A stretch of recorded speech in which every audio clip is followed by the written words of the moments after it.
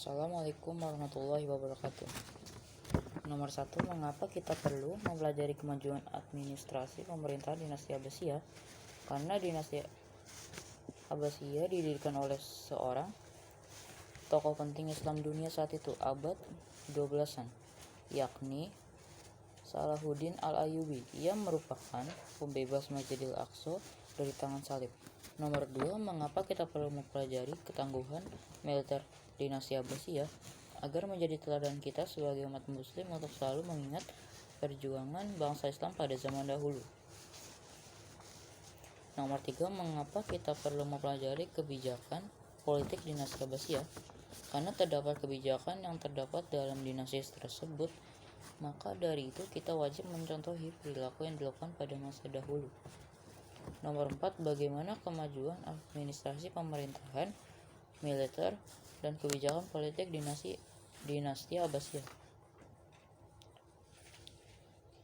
Khalifah Al-Mansur melakukan perbaikan administrasi pemerintahan guna meningkatkan pelayanan publik melalui sistem koordinasi dan kerjasama lintas sektoral, misalnya kerjasama antara Kodi dengan polisi rahasia, dewan pajak, dan kepala jawatan pos.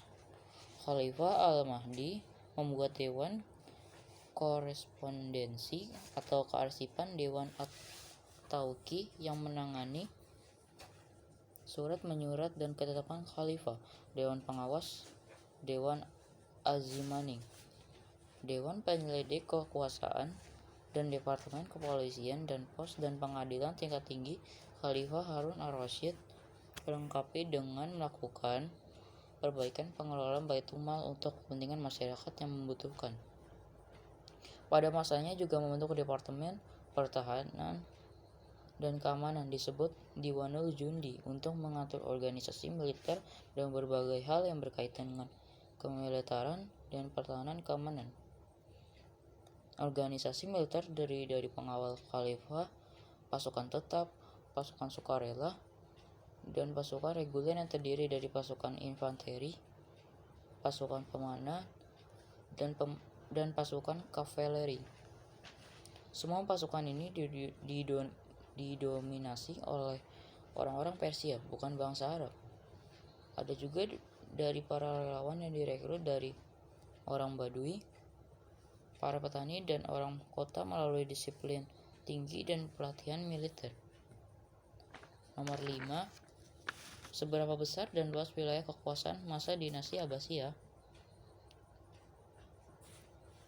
Pada masa pemerintahan Bani Umayyah 661 hingga 750 sebelum Masehi, perluasan wilayah kekuasaan Khalifah Islamiyah, lembaga pemerintahan